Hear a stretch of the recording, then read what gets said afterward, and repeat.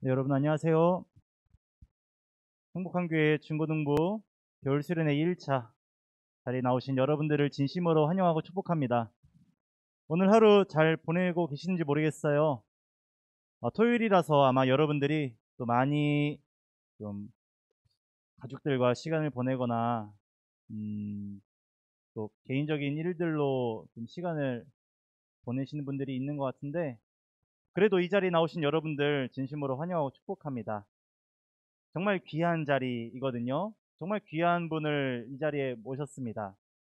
우리가 주님의 자녀로서 가장 힘써야 될 그 한 가지가 있다면 그것은 바로 말씀 읽기죠. 그리고 성경, 큐티 하는 것이 우리 신앙생활에 가장 중요한 거라고 말해도 무방할 것입니다. 제가 여러분들에게 성경 읽어야 됩니다.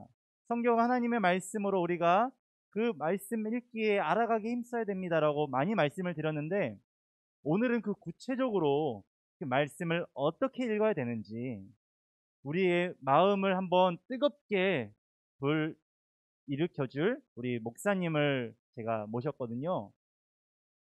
잠깐 제가 앞에서 얘기를 나눴는데 정말 유머도 있으시고 또 감동도 있으신 좋은 목사님이신 것 같습니다. 여러분들이 강의를 들으면서 궁금하신 내용들이 혹 있을 수 있어요. 그 말씀이 어떻게 우리의 말씀이 삶에 적용이 될까? 말씀 어떻게 읽어야 되지? 말씀에 대한 모든 궁금했던 그 질문들은 이 유튜브 댓글에다가 한번 달아봐 주시면 제가 그 댓글을 보고서 목사님께 한번 더 질문을 드리고 답을 듣는 시간을 가져보도록 하겠습니다.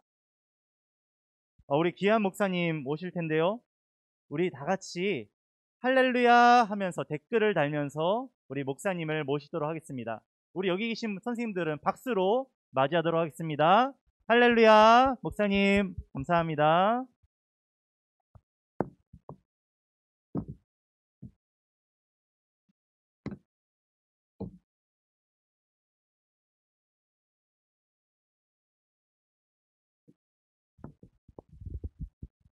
네, 여러분 반갑습니다. 마스크를 벗고 강의해도 된다고 말씀하셔서 벗었고요. 방역수칙을 준수해서 강의하고 있음을 여러분 먼저 공지합니다. 먼저 이렇게 열렬히 환호해 주셔서 감사하다고 말을 하려고 그랬는데 채팅창에 할렐루야 아무도 안 쳤네요. 네, 그래도 괜찮습니다. 여러분의 마음이 저를 잘 반겨주셨을 거라 믿고, 네, 저는 이름은 신현욱 목사고요. 저는 성서유니온, 여러분이 보시는 청소년 매일 성경 큐티책을 만드는 성서유니온이라는 곳에서 서서울 지부 총무로 사역을 하고 있습니다.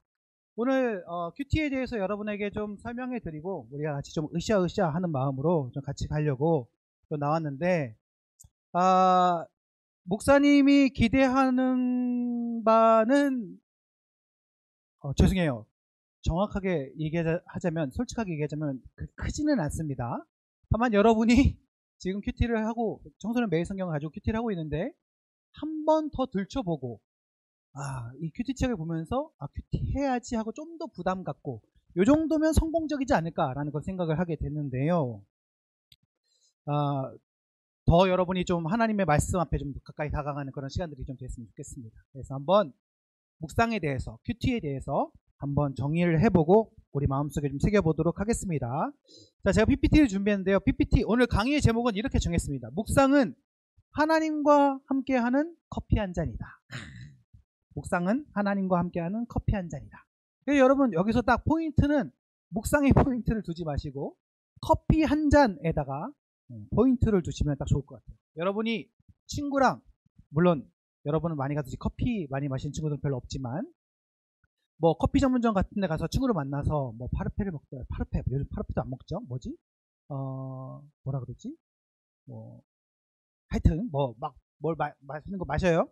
맛있는 거 먹으면서 막 마시는데 프라푸치노 막 이런 것도 막 마시는데 그런 걸 먹으면서 막 대화를 막 해. 그렇죠? 그 친구와 대화하는 그 순간을 잘 떠올려 보세요. 목사님이 오늘 여러분들에게 설명하려는 묵상은 어떤 것이냐? 바로 그 친구와 그 커피 전문점에서 함께하는 음료 한 잔, 커피 한 잔, 그 수다 시간이다. 이것을 좀 말씀을 드리고 싶어요. 저는요, 솔직히 그 스타벅스 엄청 좋아하거든요. 그래가지고 스타벅스 중독자인데, 이게 저 생일 때는 사람들이 제가 스타벅스 좋아하는 걸 아니까 스타벅스 쿠폰을 엄청 보내요, 생일 때. 그래가지고 제가 어느 정도로 쿠폰을 받냐면 그걸로 1년 동안 커피 마십니다.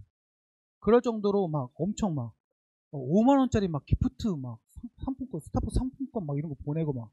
제가 지금, 저 가방에 있는데, 제 그 현대카드 있거든요. 제가 쓰는 카드 있는데, 현대카드도 스타벅스 카드예요. 그래가지고, 스타벅스 문양 들어가 있고. 하여튼 중독자거든요. 예수님 다음으로 사랑하는 게 이제 스타벅스인데, 요즘 조금 스타벅스에 뭐 이렇게 어떤 뭐 발언 이런 거에 좀 문제가 있어서 조금, 마음이 좀 갈등이 있긴 한데, 어쨌든, 커피 한 잔! 그 스타벅스에서 딱 친구들 만나가지고, 겁나 막 수다 떨고 막 엄청 떠드는 그 시간! 그것처럼 여러분이 묵상을 아주 편하고 쉽게 생각했으면 좋겠습니다. 그래서 오늘 제목은 무엇이다? 묵상은 하나님과 함께하는 커피 한 잔이다. 이렇습니다. 자, 먼저 한번 시작을 해볼까요? 자, 제일 중요한 게 뭐냐면 우리가 뭔가 알기 위해서는 그 말이 의미하는 것을 딱 정리하는 게 제일 중요합니다. 뭐 사랑, 마음, 뭐 기쁨 이런 단어들 사실 우리가 다 알거든요. 그런데 이걸 누군가한테 설명해봐라 또는 이걸 누군가한테 가르쳐봐라 하면요, 선뜻 내가 말하는 걸 저 사람이 이해할 수 있을까? 이런 생각이 딱 들게 된다는 것이죠. 이게 무슨 말이냐면 모두가 공통적으로 인정할 수 있는 표현과 단어로 알고 있어야 사실은 그것이 보편적인 내가 진짜 알고 있다라고 말할 수 있는 거예요. 뭐 예를 들어서 수능 문제를 풉니다. 우리는 보통 찍죠. 근데 내가 막 찍는 게 아니라 나는 3번이라고 생각해. 내 생각이 중요한 게 아니에요. 공통으로 정해진 그 답, 그걸 찾는 것이 중요하지 않습니까? 우리가 보편적인 지식을 딱 따질 때는 그렇게 생각을 한단 말이죠. 근데 우리가 뭔가를 안다. 이 묵상도 마찬가지예요. 묵상? 그거 청소년 매일 성경 하는 거 아니야? 큐티? 그거 그냥 말씀 보는 거 아니야? 이 정도로 우리가 생각할 수 있는데 정말 중요한 것은 이 큐티와 묵상, 우리가 보편적으로 말하는 성경 읽기로 말하는 이 단어들을 과연 보편적으로 어떠한 뜻을 가지고 있는가를 찾아보는 게 먼저 중요한 거예요. 정리를 해보겠습니다. 자, 큐티. 큐티는요, 우리가 잘 알고 있는 두 개의 단어의 앞글자를 딴 거예요. quiet, 그 다음에 time이라는 두 영어 단어입니다. 그 앞글자를 따서 Q와 T, 그래서 큐티, 우리가 보편적으로 이렇게 얘기를 하는데 이것을 번역할 때 우리가 교회에서는 흔히 경건의 시간 이렇게 얘기를 합니다. 그런데 영어의 원뜻으로 한번 볼게요. quiet time이니까 이게 어떤 문장 그대로 보면 무슨 뜻이에요? 조용한 시간, 고요한 시간, 뭐 이 정도가 되겠죠? 그러니까 우리가 지금 한글로 번역한 경건의 시간이라고 말하는 단어와는 좀 직접적이지는 않은 것 같아요. 그렇죠? 그래서 quiet time이라는 뜻을 좀 생각해 보면 뭔가 조용하고 잠잠하고 고요한 그런 느낌을 갖는단 말이죠. 그래서 종교적인 언어 같고 참 그럴싸하죠. 그래서 뭔가 우리가 이 큐티를 생각하면 보편적으로 고요한 곳을 찾고 잠잠한 곳을 찾고 조용한 곳을 찾고 약간 이런 식의 교육들을 또 많이 합니다. 근데 저도 맞아요. 그렇게 하는 것들이 중요합니다. 왜냐면은 그렇게 해야만 우리가 뭘 할 수 있죠? 집중할 수 있다라고 생각하기 때문이에요. 그래서 목사님 때는요, 학교 다닐 때, 고등학교, 중학교 이렇게 다닐 때 공부를 열심히 하기 위해서 보편적으로 무슨 결단을 했냐면 독서실이라는 곳을 끊었어요. 여러분, 독서실 들어봤어요? 동네마다 독서실이 있었어요. 그래가지고 한 달 딱 끊으면 어떤 한 자리에서 앉아서 공부를 할 수 있는 곳이 무조건 조용해야 되고 막 그래야지만 집중할 수 있다 이렇게 생각한 거죠. 여러분이 아마 응답하라 1988 봤으면 거기에 이제 덕선이랑 애들 공부하는 자리 있잖아요. 네, 그런 곳이에요. 그래서 거기서 이제 공부를 막 하는데 그게 선입견이었던 거야. 공부를 잘하려면 무조건 고요해야 된다. 이렇게 하니까 그런 곳을 만들어가지고 거기만 가면 내가 공부할 수 있을 거라고 생각했던 거죠. 근데 거기 들어가면 덕선이는 뭐 해요? 자죠. 고요하면 잡니다. 요즘 시대가 바뀌었어요. 그래가지고 뭔가 집중하기 위해서는 고요해야만 한다? 아니다. 그렇지 않다. 그래가지고 백색 소음 이런 게 있어가지고 잔잔한 조그마한 어떤 소음이 있으면 좀 더 집중이 잘 되는 그런 부류들이 있더라 하는 거예요. 그래가지고요, 요즘 유튜브 막 이런 데 보면 뭐 카페 5시간 소음, 뭐 백색 소음, 뭐 하여튼 뭐 이런 소음을 틀어주는 거예요. 그래서 그거 틀어놓고 공부를 하면 더 잘 된다는 거죠. 목사님이요, 공부를 해봤더니 스타벅스 가서 공부하니까 제일 잘 되는 거야. 야, 내가 이걸 진작 알았으면 내가 서울대 갔지. 제 여기 안 있죠. 저는 진짜 세계적인 사람이 돼가지고, 물론 지금도 저는 개인적으로 세계적인 사람이라고 생각합니다만, 여러분이 저를 모르잖아요. 근데 제가 그때 알았으면 지금쯤 아무튼 서울대 가고 서울대뿐만 아니라 MIT 막 이런 데 가가지고 우주선 타고 이러고 있을 수도 있는데 아무튼 그렇습니다. 엄청 집중이 잘 되는 거예요. 목사님이 이제 그림 작가로도 활동하고 있는데 막 그림책 막 그림 그릴 때 스타벅스에서 그 책 3권 그림 다 그렸거든요. 그러니까 이게 무엇이냐? 고요해야 된다가 아니라 정말 집중할 수 있는 곳이 좀 고요한 곳일 것이다 라는 선입견 때문에 그런 곳이 생겼다면 이제는 시대가 바뀌어가지고 좀 더 내가 집중할 수 있는 곳, 약간의 소음이 있더라도 좀 더 시끄럽더라도 아니 난 괜찮아, 난 이런 곳이 좀 더 집중이 잘 돼, 이런 곳이 정말 중요한 가치관이 됐던 것이죠. 기준이 됐어요. 그러니까 경건의 시간도 마찬가지입니다. 우리가 보편적으로 가지고 있는 선입견 이따가 뒤에 한번 볼 건데요. 뭔가 콰이어 타임이니까 조용하고 고요하고 잠잠하고 뭔가 막 종교적이고 막 이런 생각을 많이 한단 말이죠. 그런데 그것이 아니다. 왜 고요해야 된다? 뭔가 그곳에 집중할 수 있는 곳, 내가 뭔가 세상과 좀 더 떨어져서 하나님만 바라볼 수 있는 곳, 이게 목적이다라는 것이죠. 그래서 고요함 자체가 아니라 무언가 어딘가에 집중할 수 있는 곳이 중요하다라는 것입니다. 아시겠죠, 여러분? 그렇지만 우리가 보편적으로 여기서 시작해서 이 경건의 시간, 이 큐티라는 단어가 말씀을 보는 시간이라는 것, 하나님께 집중하는 시간이라는 뜻으로 이제 굳혀졌으니까 우리가 단어는 이렇게 인식하되 그 목적과 뜻을 분명하게 하자는 것이죠. 그래서 여러분, 정말 바른 큐티, 정말 바른 묵상은 무엇이냐면 내가 어떻게든 하나님께, 즉 말씀에 집중할 수 있는 최고의 여건을 만들어 놓는 것, 그렇죠? 그래서 그곳이 바른 묵상이다라는 것입니다. 그 목적을 이룰 수 있는 것이죠. 그래서 나는 옷장에 들어가니까 말씀이 잘 읽혀요. 여러분, 옷장이 경건한 자리가 되는 것입니다. 아시겠죠? 제가 극단적으로 표현했습니다만 의미는 잘 전달됐을 것 같아요. 이것을 다른 한자어로 우리가 묵상이라고도 얘기해요. 성경에 이 묵상이라는 단어가 있습니다. 그런데 재밌게도 신약에는 이 묵상이라는 단어가 없고 구약에만 나와요. 구약에 있는 단어로만 우리가 한글로 이 한자어로 묵상이라는 단어로 번역을 해놨거든요. 이따가 이것도 볼 거예요. 근데 이 한자어를 보니까 잠잠할 묵자에다가 생각 상자를 썼습니다. 좀 비슷하죠, 뭔가? 좀 차이점이 있다면 뒤에는 앞에 큐티는 타임이라는 단어 썼다면 여기 묵상은 생각이라는 단어 썼어요. 그러니까 잠잠히 생각할 수 있는 곳. 여기도 이제 잠잠이라는 뜻이 좀 들어갔죠. 그러니까 무엇이냐? 내가 생각에 집중할 수 있는 그곳.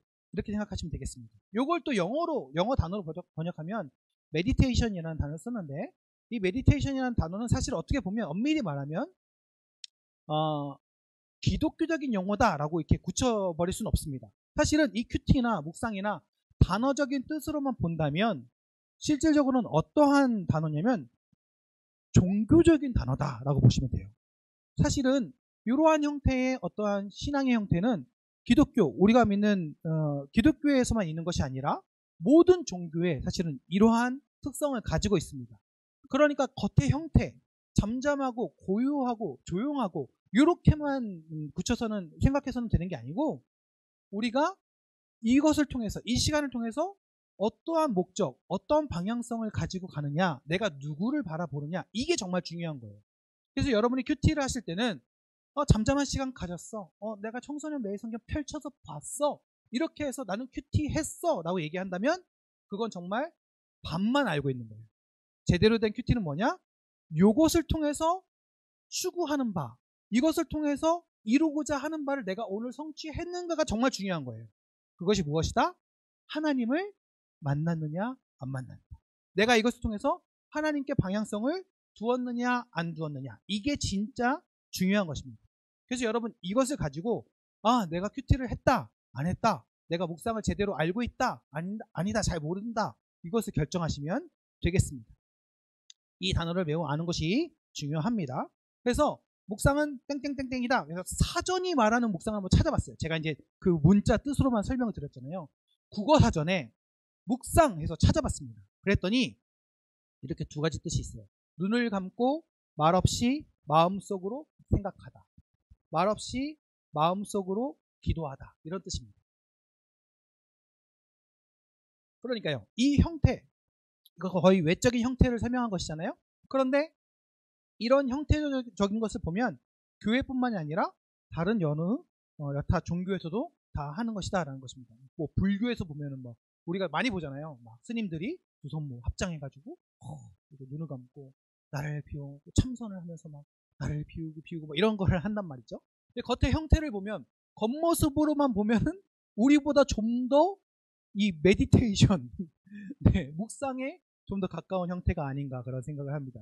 심지어 이분들은 깊이 생각하기 위해서 정말 고요한 곳으로 삶을 아예 들어가고 정말 다른 데 신경 쓰지 않기 위해서 머리까지 다 빡빡 밀고 다 내려놓죠. 그렇죠? 훨씬 더 잘하시는 것 같아요. 근데 이것은 사전적인 의미다라는 것이죠.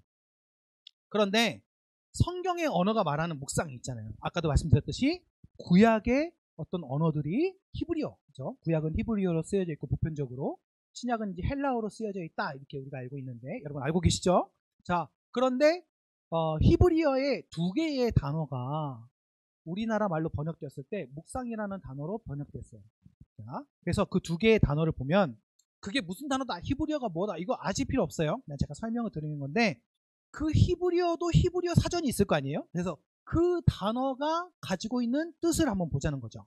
자, 첫 번째는 하가라는 단어예요. 하가라는 히브리어가 우리나라 말로 묵상이라는 단어로 번역됐거든요. 근데 그 하가를 사전을 찾아보니까 이런 뜻을 가지고 있어요. 작은 소리로 읊조리다, 중얼거리다, 끙끙대다, 으르렁거리다. 짐승이 으르렁거리는 소리 있잖아요. 저희 집에도 이제 저희 반려견 한 마리가 있거든요. 이름이 토르인데 미니핀 8살짜리입니다. 네.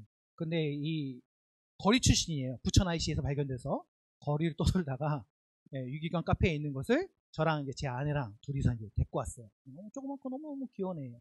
그런데 그렇게 순하고 착하고 막 집에 첫날 오자마자 막 배변을 화장실에서 가리고 막 천재 아니야 막 이러는데 그 천재견 토르가 그 너무나 그 사랑스러운 놈이 밥 먹을 때는 그렇게 막 엄청 이빨을 들이대고 막 으르렁대는 거예요. 이 새끼가 주위에 그 밥 제가 부어줬거든요.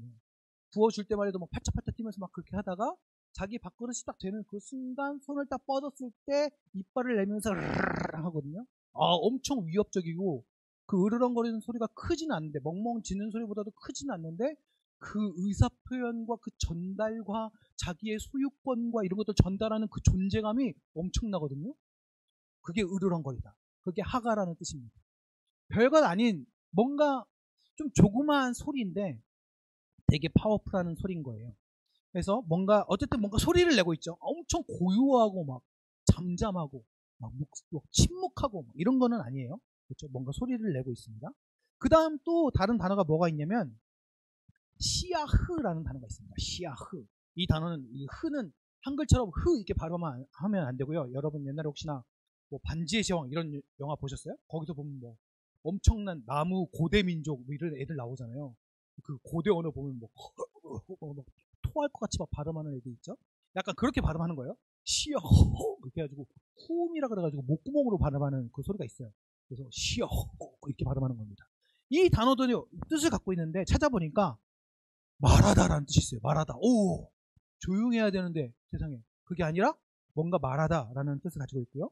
하가라는 단어와 똑같이 작은 소리로 읊조리다 이런 뜻을 가지고 있어요.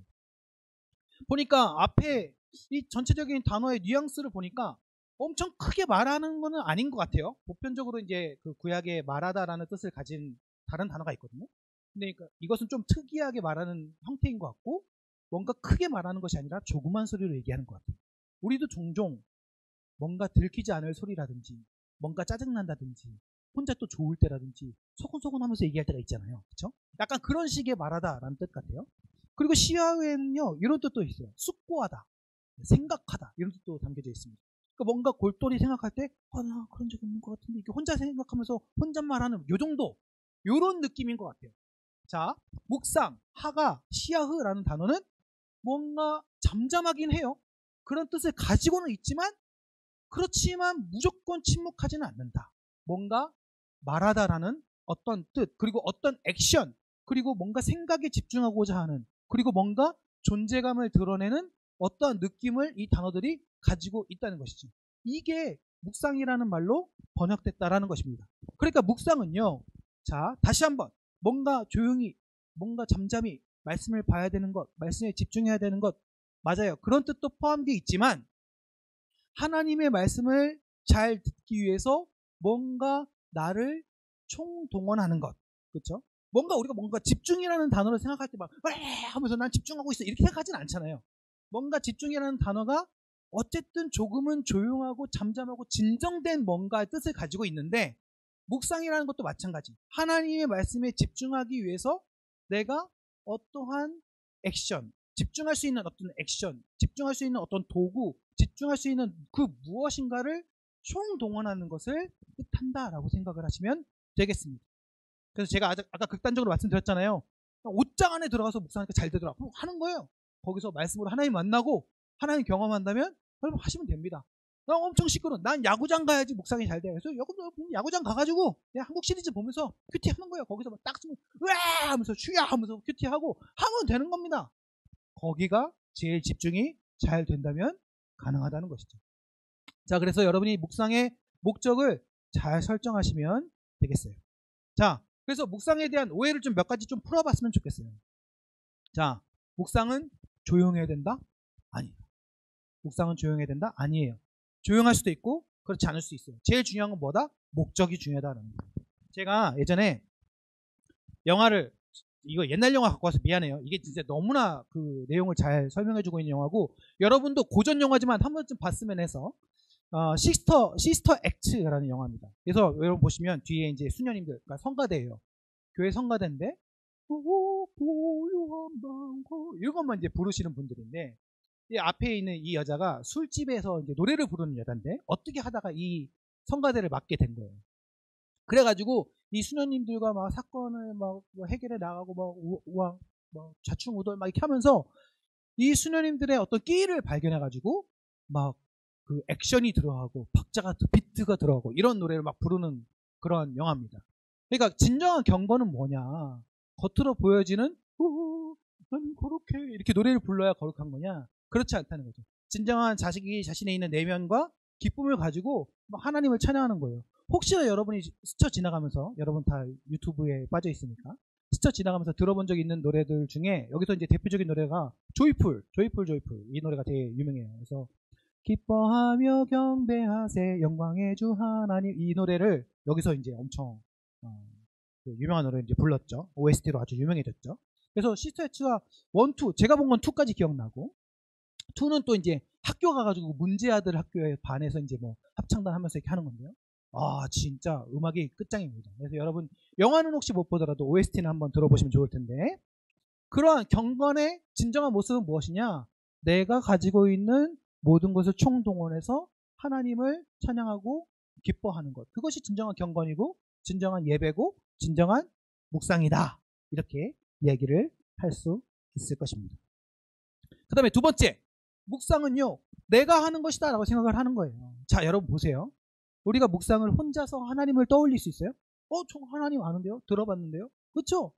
여러분이 만약에 어머니의 뱃속에서부터 태어나서 한 번도 하나님을 들어본 적 없이 스스로 하나님을 알 수 있을까요? 절대 아니죠. 자, 우리는 무조건 하나님을 어떻게 알 수 있느냐? 교회를 다녀서 알 수 있지만 교회는 또 어떻게 하나님을 알아요? 그렇죠? 말씀을 통해서 알 수 있는 거죠. 성경을 통해서 하나님을 알 수 있는 거예요. 그래서 지금 성경책을 보세요. 묵상을 하세요. 지금 제가 막 와가지고 이렇게 막 떠들면서 얘기하고 있잖아요. 그런데 여러분 잘 생각해 보세요. 내가 큐티를 한다라고 생각하는 것이 우리의 보편적인 형태인데, 우리의 보편적인 생각인데, 이 큐티를 할 수 있는, 즉 하나님을 만날 수 있고 하나님을 볼 수 있는 그 도구인, 유일한 도구인 성경을 누가 주셨어요? 성경을 누가 썼어요? 우리가 보편적으로 배웠을 때 성경의 저자는 하나님이시다 이렇게 배우잖아요. 물론 사람들이 역사 속에서, 역사라는 그 시간 속에서 이 사람 저 사람들이 썼어요. 근데 이 사람들이 내가 성경을 쓸 거야 하고 쓴 게 아니에요. 그렇죠? 하나님이 이제 좀 더 구약으로 갈수록 하나님이 좀 신비한 상황과 현상을 통해서 주셨지만 뒤로 신약으로 가면 갈수록 사람들이 필요한 편지를 쓰고 여러분이 막 필요한 카톡을 막 진지하게 막 보냈더니 그게 막 나중에 성경이 되고 막 이런 느낌인 거예요. 편지 쓰고 기록으로 남기고 이야기를 했더니 그런 것들이 모여서 성경이 되고 그랬던 것입니다. 그러니까 이게 성경이 될 거야 해서 성경이 된 게 아니라 하나님이 오랜 시간을 통해서 내가 이 성경이라는 것을 통해서 나를 너희들에게 가르쳐 줄 거야 라고 하나님이 선택하신 도구다라는 거예요. 그 성경을 통해서만 하나님 알 수 있어요. 성경이 말하는 제일 첫 번째 목적이 뭐냐면 너희들 이렇게 살아야 돼가 아니고 얘들아 내가 여기 있어 라고 얘기하는 거예요. 이따가 한번 볼 건데요. 창세기 1장 1절 찾아보라고 하면 자존심 상하는 말씀. 창세기 1장 1절. 교회 안 다니는 사람도 외우고 있는 말씀. 창세기 1장 1절. 그쵸? 자, 창세기 1장 1절 외워볼까요? 시작! 태초에 하나님이 천지를 창조하시니라. 여러분 이게 무슨 말이에요? 여러분 이거 읽을 때마다 무슨 느낌이 들었어요? 아니 하나님이 창조하셨대잖아요. 이 정도 끝이에요? 자, 여러분 저자가 하나님이에요. 저자이신 하나님이 약간 3인칭 시점으로 이 글을 남겨놓으신 거예요. 근데 의도는 하나님이 가지고 계셔. 그래서 하나님이 썼어요. 태초에 하나님이 천지를 창조하시니라 이렇게 썼어요. 기록했어요. 사람을 빌어서 썼어요. 그렇지만 의도는 하나님이 가지고 있어. 그러니까 이거 무슨 얘기야? 이거 다 내가 만들었어. 이게 무슨 말이에요? 야 그거 내가 만든 거거든? 야 그 음식 그거 내가 만든 거야. 네가 왜 먹어? 이거 무슨 얘기예요? 내 거란 얘기죠. 그러니까 창세기 1장 1절의 진정한 의미는 누가 썼느냐를 생각해보면 그 의미를 알 수 있어요. 시작부터 하나님이 어떻게 시작하고 있는 거예요? 얘들아 이거 사실 다 내 거거든? 이렇게 시작하고 있는 거예요. 근데 창세기 3장 가가지고 근데 무슨 일이 있었냐면 내가 먹지 말라는 걸 인간들 중에 첫 아담이 그거 먹었어. 이 새끼 다 알고 있으면서 그거 처먹은 거야. 내가 열받아서 내가 죽여버리려고 그랬는데 근데 죽이면 지옥 가잖아. 그러니까 그럴 수는 없잖아. 그래가지고 내가 우선은 벌을 내서 거의 죽은 것과 마찬가지로 사실은 에덴 동산에 있었으면 영원히 살았거든. 근데 쫓겨나서 이제 얘는 곧 죽을 거야. 그런데 얘가 세상에 팬티 한 장 없이 나갔네. 그래 내가 가죽 옷을 입혀서 쥐어줬어. 뭐 이런 식의 얘기를 하고 있는 거예요. 그러니까 처음 시작은 뭐냐? 첫 시작을 하나님 어떻게 시작하고 있냐면 야 이거 다 내 거거든. 이거 다 내가 만들었거든. 이렇게 시작하고 있는 거예요. 그러니까 그런 내용들을 지금 보여주고 있는 거죠. 그러니까 성경이 뭘 얘기하냐?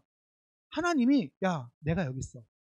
나란 존재가 여기 있는데 너희들은 지금 나랑 단절돼서 죄로 단절돼서 지금 나 못 보거든. 근데 내가 여기 있어. 내가 차근차근 설명해 줄게. 이러면서 창세기부터 요한계시록까지 차근차근 하나님이 이 땅에 있는 사람들의 손과 상황과 역사를 빌어서 기록하신 거예요. 그래서 그 성경책을 누구에게 주셨다? 나에게. 우리에게 주신 거예요. 그러므로 큐티는 누가 주권을 가지고 있다? 누가 주도권을 가지고 있다? 하나님이 주도권을 가지고 있는 거예요. 여러분 큐티 왜 안 되는 줄 알아요? 내가 한다고 생각하기 때문에 그래요. 여러분이 솔직히 생각해봐. 내가 하루에 한 번씩 하는 거 내가 이거 무조건 할 거야 해서 무조건 다 했다? 여러분도 여기 안 있지. 그렇죠? 저와 같이 세계적인 사람이 됐겠죠. 여러분 우리가 할 수 있는 것 뭐 어떤 일들 중에 대부분은 거의 매일매일 꾸준히 못하기 때문에 못하는 거예요. 여러분이 겁나 기타 잘 치는 법 가르쳐 드릴까요? 오늘부터 매일매일 치시면 됩니다. 여러분이 겁나 피아노 잘 치는 법 알려드릴까요? 오늘부터 매일매일 치시면 돼요. 여러분이 겁나 공부 잘하는 법 알려드릴까요? 오늘부터 매일매일 하시면 됩니다. 근데 우리가 그걸 다 못하는 이유가 뭐예요? 매일매일 하지 않기 때문이에요. 그렇죠? 그게 뭐냐? 다 내가 한다라고 생각하기 때문이에요. 하지만 여러분 관점을 좀 바꿔보세요.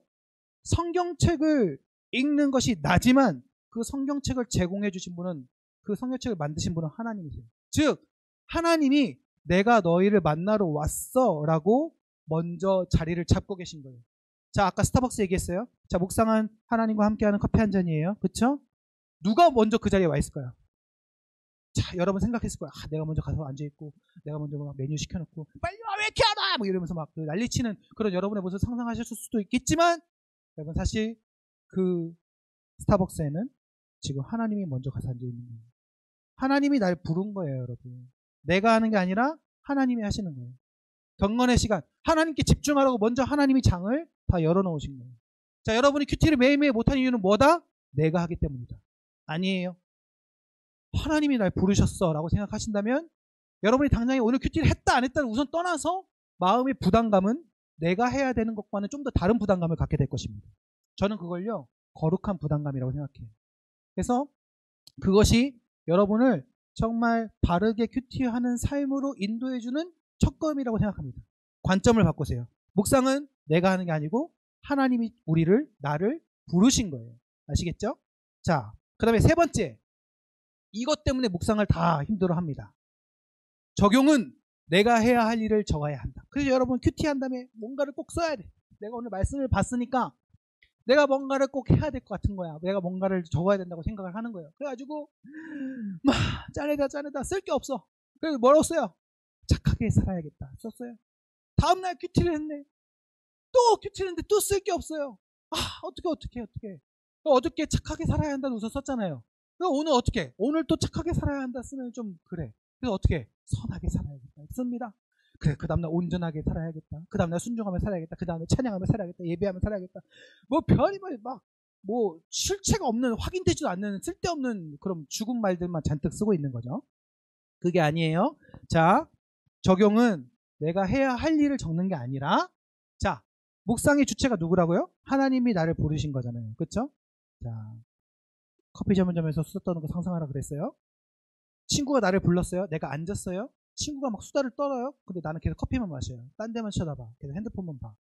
그러면 이거는 정말 제대로 된 교제가 될까요? 아니죠. 친구를 무시하는 거죠.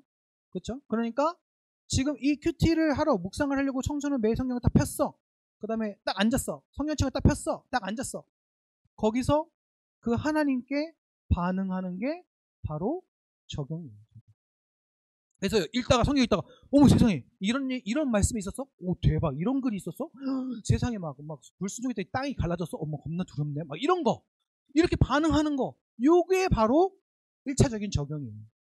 당장 눈앞에 계신 그 하나님 물론 말씀으로 계시지만 그 말씀으로 계신 그 하나님께 내가 지금 당장 반응하면서 그러셨어요. 세상에 하나님 화도 내시네요. 오 대박 하나님이 후회도 하시네요. 막 이러면서 그 하나님께 반응하는 게 첫 번째 적용이에요. 뭘 해야겠다? 여러분 안 써도 돼요. 그런 거 쓰시지 않아도 돼요. 아시겠죠? 일기 쓰지 마세요. 그런데 어느 날은 그래도 한 달에 한 번 정도는 큐티를 하다 보면 뭘 해야겠구나 이런 써야 될 것들이 생각날 때가 있어요. 그런데 그런 게 생각났는데도 그때 강의했던 신현원 목사가 그거 쓰지 말라 그랬어 해서 뭐 저 핑계대고 안 쓰고 이런 거 하지 마세요. 생각나면 쓰시면 돼요. 단편적으로 그렇게 사고하지 마세요. 생각나면 쓰면 되는데 생각 안 나도 그러면 안 써도 돼요. 괜찮아요. 다만 오늘 말씀에 나타난 하나님에 대한 반응 이런 것들은 여러분 좀 쓰시면 좋아요. 그래서 여러분 매일 성경 보시다 보면 그 두 가지 질문이 항상 쓰여져 있잖아요. 하나님은 누구신가? 오늘 내게 주시는 기대는 무엇인가? 뭐 이런 두 질문이 있단 말이죠. 그래서 그것에 반응하는 거예요. 그래서 우리가 보통 부담스러워했던 적용이 두 번째 거라면 그 첫 번째 거 하나님은 누구신가? 오늘 본문에 하나님 누구신가? 여기에 반응하면서 막 쓰는 거예요. 하나님이 후회를 하셔? 말도 안 돼. 다 하신데 어떻게 후회하지? 이렇게 반응하는 것이 여러분 첫 번째 적용이다라는 것이에요. 그래서 여러분 내가 해야 될 것을 막 써야 된다. 거기서 좀 벗어나시고 자유롭게 큐티하시면 되겠습니다. 자, 그래서 묵상은 아까 말씀드렸죠. 하나님과 커피 한잔 하는 것이다. 하나님과 교제하는 것이다. 이렇게 말씀을 드렸어요. 그 내용을 한번 자세히 한번 들어가 보도록 하겠습니다. 자, 하나님은 어떤 분이시냐? 수다 떠시는 하나님. 즉 말씀하시는 하나님. 하나님은요. 이 말씀이라는 이 과정 또는 도구를 통해서 우리에게 그 하나님을 계시 또 하나님을 소개, 하나님을 드러내시기로 작정하셨거든요. 자, 아까 봤던 말씀. 태초에 하나님께서 하늘과 땅을 창조하셨습니다. 이거 쉬운 성경 버전이에요. 그래서 하나님이 야 이거 다 내가 만들었거든. 근데 무슨 일이 있었냐면 하고 얘기를 이제 시작하는 거죠. 그런데 여러분 잘 보세요. 우리가 매년 그래도 성경 일독 한 번씩 해보겠다고 창세기부터 시작하잖아요. 그래서 여기는 꼭 읽잖아요. 1년에 한 번씩은. 근데 한 번도 여러분 이상하게 생각해 보신 적 없죠? 저는요 어느 날 묵상하는데 진짜 이상하더라고요. 자, 하나님이 이제 천지를 창조하시는데 첫째 날 3절 보시면 그때 하나님께서 말씀하셨습니다. 빛이 있으라, 빛이 생겨라. 그러자 빛이 생겼습니다. 이거 이상하지 않으세요, 여러분? 안 이상하세요? 그렇게 매년마다 이 부분을 읽는데 한 번도 이상하다는 생각 안 해보셨어요? 자, 길거리 걸어가다가 누가 혼잣말로 막 저한테 막 그러는 거예요. 어떤 아저씨가 지나가면서 야, 너 죽고 싶냐? 이러는 거예요. 무서워요, 안 무서워요? 물론 나는 안 무섭죠. 전 싸움 잘하니까. 여러분 무섭잖아요. 쫄아가지고, 왜 그러세요? 막 이랬어요. 그 아저씨가, 아저씨 탄 거 아니에요! 하고 지나가는 거예요. 보니까 뭐예요? 이어팟 딱 꽂고, 예, 전화통화하면서 지나가는 거예요. 뭐예요? 길 가다가 혼잣말 하는 사람 보면 무서워요, 안 무서워요? 무서워요. 이상해요, 안 이상해요? 이상해요. 자, 첫째 날 아무것도 없어요. 그쵸? 2절에 보니까 생물 하나 없이 텅 비어 있습니다. 어둠이 바다를 덮고 있었고 하나님의 영은 무리에 움직이고 계셨어요. 아무도 없어요. 근데 거기서 하나님이 빛을 만들면서 굳이 얘기를 했어요. 하나님 혼자 빛이 있어라. 아무도 없는데 뭐터로 얘기를 해요? 이상하지 않아요?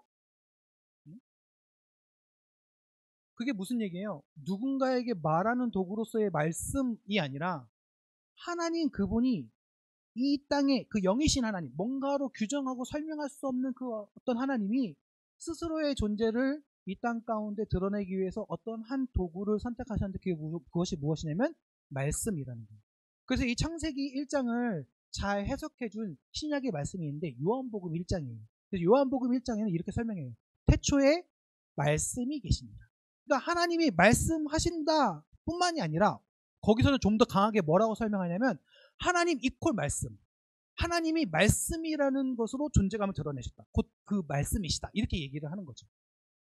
그래서 하나님은 이 말씀이라는 도구로 하나님의 존재를 드러내셨고 하나님과 단절된 우리 이 지금의 이 상황에서도 말씀이라는 도구로 우리들에게 그 하나님의 존재감을 드러내시기로 작정하신 거예요.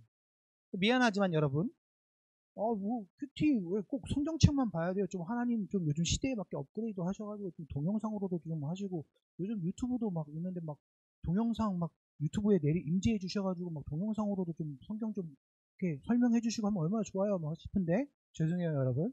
하나님은 말씀이라는 도구로 말씀이라는 존재로 우리들에게 그 하나님의 존재감을 드러내기로 하나님께서 작정하신 것이기 때문에 여러분 이건 어쩔 수 없어요. 이거는 여러분이 글씨를 읽기 싫다 그러면 제가 더 어떻게 도와드릴 수가 없습니다. 이거는 하나님이 선택하신 방법이에요. 따질 수가 없어. 근데 만약에 여러분 그게 귀찮다 그래가지고 하나님께 막 따져가지고 하나님 그걸 바꾸셨다면 저는 하나님 안 믿을 거예요. 왜냐면은 우주 만물의 주인인데 여러분 말 한마디로 바뀌시는 분이다. 그럼 저는 안 믿죠. 여러분이 뭔데? 네가 뭔데? 옛날에 제가 초등학교 때 저는 무신론자였거든요. 전 중학교 1학년 때부터 교회 다녔는데 친구가 막 교회 가자고 막 그래가지고 제가 뭐라 하냐면 하나님은 내 손바닥에 보여주면 내가 교회 가겠다고. 제가 초등학생인데 정말 똑똑하지 않았어요? 제가 그랬어요. 근데 그 친구가 그때 그러더라고요. 야 그래서 보여줄 수 있는 하나님은 내가 교회 안 다니지 이렇게 얘기하더라고요. 걔가 더 천재야. 내 손바닥에 올라가는 하나님인데 누가 믿어? 왜 믿어? 안 믿지. 예? 만약에 여러분이 투덜거려서 하나님이 그럼 영상으로 좀 보내줄게 이렇게 하시는 하나님이라면 나는 안 믿겠어요. 하나님이 선택하신 방법이에요. 이건 미안하지만 어쩔 수 없어요. 하지만 우리가 읽어야 돼요. 근데 중요한 건 성경이 약속하고 있어요. 우리가 성경을 읽을 때, 말씀을 읽을 때 성령께서 도와주신다고 얘기하고 있거든요. 그래서 여러분이 따라서 한번 읽어보시면 좋을 것 같습니다. 그래서 이 말씀 자체가 곧 하나님이시다 이렇게 설명해도 여러분 사실 틀리지 않아요. 물론 말씀의 내용은 베드로의 얘기도 하고 있고 다른 사람 얘기도 하고 있고 다른 시대 얘기도 하고 있고 어떤 사건을 얘기하고 있고 그렇지만 그러나 하나님께서 그 기록하신 성경으로 정해주신 말씀을 통해서 그 하나님의 존재감을 100% 우리들에게 전달해 주시기 때문에 그 말씀이 곧 하나님이시고 하나님은 말씀으로 우리들에게 그 존재감 우리와 교제를 하신다라는 것입니다. 그 다음에 히브리서 1장이에요. 옛날에는 하나님께서 예언자를 통해 우리 조상들에게 여러 가지 방법으로 수없이 말씀하셨는데 그러나 이제 마지막 때에는 하나님께서 그의 아들을 통하여 우리에게 말씀하십니다. 하나님께서는 그의 아들을 상속자로 삼으시고 그를 통해 세상을 창조하셨습니다. 예수님을 보내시고서도 예수님이 물론 기적과 이사를 베푸셨지만 사실 예수님은 그것을 그렇게 기뻐하지 않으셨어요. 좋아하진 않으셨거든요. 정말 진정으로 예수님께서 주되게 하셨던 사역은 뭐냐면 말씀이었어요. 말씀으로 전하시는 거. 예수님이 어렸을 때 부모님이 인구조사 때문에 예루살렘에 왔다가 살짝 떨어지죠. 그렇게 떨어졌을 때 그때 예수님께서 다시 찾아왔더니 예수님 뭐 하고 있었어요? 말씀을 가르치고 계셨죠. 그렇죠? 그렇습니다. 기적을 베풀고 있었던 게 아니에요. 손가락 끝에 막 불 붙이고 그 슈퍼 히어로들처럼 막 보여주면서 막 봐라 아들이다 뭐 이렇게 하신 게 아니라 말씀으로 먼저 이야기를 하셨고 구약과 시편의 말씀이 당신을 이야기하는 것이다 라는 것을 계속 설명하셨거든요. 그게 예수님의 주된 사역이었어요. 말씀 하나님은 우리가 타락하기 전과 후에도 지속적으로 말씀이라는 일관성 주관된 일관성을 통해서 이야기하고 있고 지금도 그렇고 아무리 문명이 발달해도 이 말씀을 통해서 주님 오시는 그날까지 이 역사 속에서는 그렇게 일하시기로 작정하셨다는 거예요.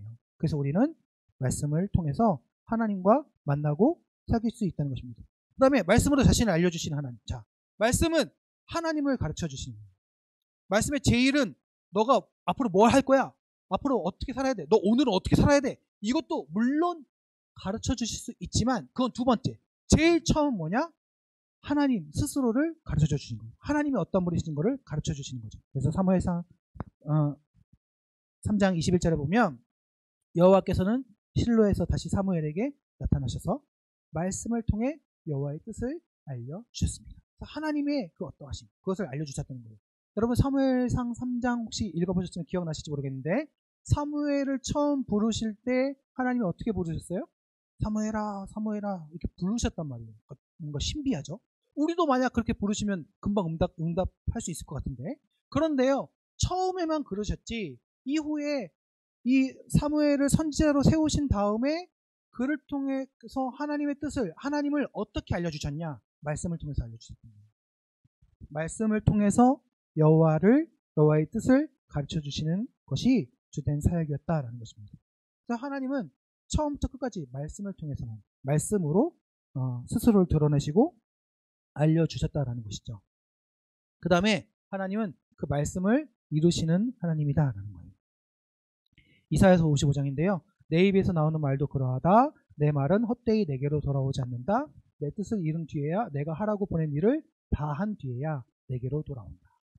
그래서 하나님은 내가 이 말씀으로 기록한, 물론 뭘 하라 우리들에게 막 직접적으로 얘기하시지는 않으셨지만 이 말씀을 통해서 하나님의 존재감을 드러내시고 그 하나님과 함께 우리가 살아가는 사람들로서 뭐 이런 걸 저런 걸 해야겠구나 라고 맞춰갈 때 그러한 것들을 다 이루어 주시는 하나님이시다라는 것이죠. 열왕기상 8장입니다. 솔로몬이요 막 성전을 건축을 탁 짓고 나서 막 기뻐가지고 하는 얘기예요. 여호와를 찬양합시다. 주께서는 당신의 백성 이스라엘에게 약속하신 대로 안식을 주셨습니다. 주께서 그의 종 모세를 통해 말씀하신 좋은 약속 가운데서 하나라도 이루시지 않은 것이 없습니다.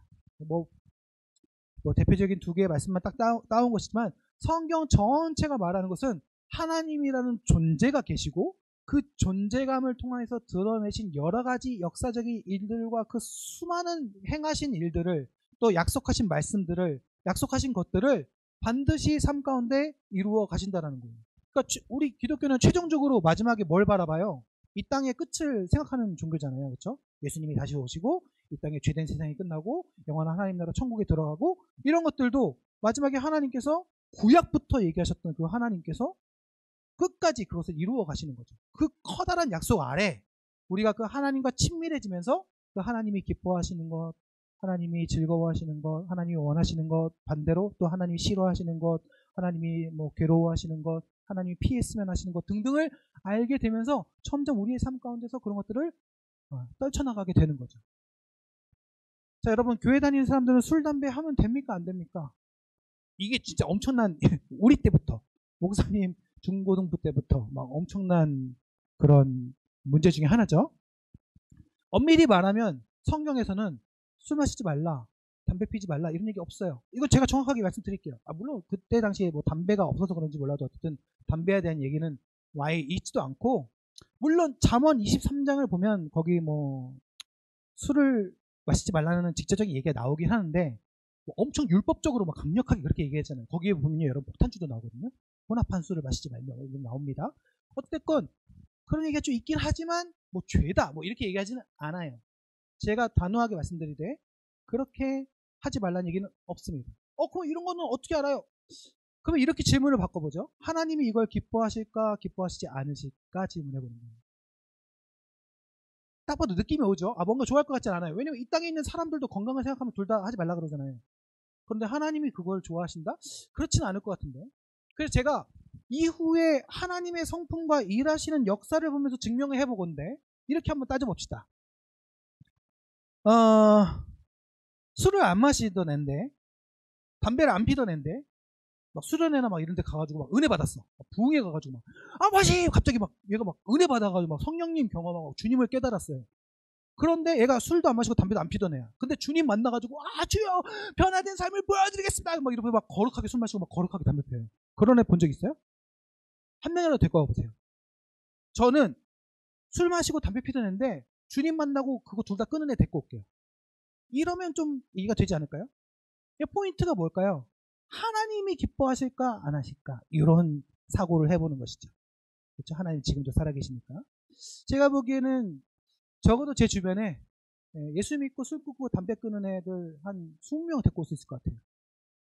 여러분이 과연 주변에 예수 믿고 술 담배 피기 시작한 애들 데리고 오기 쉽지 않을 것 같은데 70억 인구 중에 한 명도 없을 것 같습니다. 자, 그래서 그 말씀을 어떻게 이루어 가시냐? 그 하나님의 어떠하심에 반응하는 것, 그 말씀으로 자신을 알려주시고, 아니 말씀 그 자체이시고, 그리고 그 말씀을 이루어 가신 그 하나님을 알아가는 것이 묵상이다라는 거예요. 자, 다시 커피 전문점으로 돌아왔습니다. 그 앞에 있는 친구의 이야기를 듣고, 그랬어, 거기 갔었어, 선생님 남친이, 네 여친이 그랬어, 대박 나쁜 새끼, 뭐 이러면서 같이 막 맞장구 쳐주고 대화하고, 그 말씀으로 대화로 함께 하는 것이 교제잖아요. 하나님과 그렇게 함께 하는 것이, 그 하나님과 만나서 그 사귐과 교제를 누리는 것이 바로 묵상이다라는 것입니다. 자, 그렇다면 그래도 어찌됐건 하나님이 눈앞에 계시진 않잖아요. 그 텍스트, 그 말씀 읽기는 싫지만, 우리가 지문을 읽느라고 너무 지쳤지만, 그러나 어쨌건 그 말씀으로 우리와 함께 하시기 때문에 이것은 우리가 받아들여야 되잖아요. 그래도 여러분, 성소유년이 저희가 얼마나 착합니까? 그래서 개역개정 성경, 엄마 아빠 성경으로 본문 안 써놨잖아. 쉬운 성경으로 써놨잖아요. 그렇죠? 자, 여러분을 배려해서 그렇게 써놓은 거예요. 자, 그래서 그러면 어떻게 하나님과 잘 교제할 수 있을까? 마치 수다 떨듯이 어떻게 할 수 있을까? 읽기를 먼저 잘 해야 되는 겁니다. 읽기요? 저 할 줄 알아요. 압니다. 저도 알아요. 여러분 잘 읽죠? 읽을 줄 알죠? 글자 알아요. 여러분 그렇게 해서 시험 잘 봐요? 아니에요. 공부법이라는 방법이 따로 있듯이 말씀은 읽는 것에도 조금은 스킬이 필요합니다. 자, 목적이 뭐냐? 목적이 제일 중요해요. 자, 왜 이렇게 읽어야 되느냐? 어떠한 목적을 위해서냐?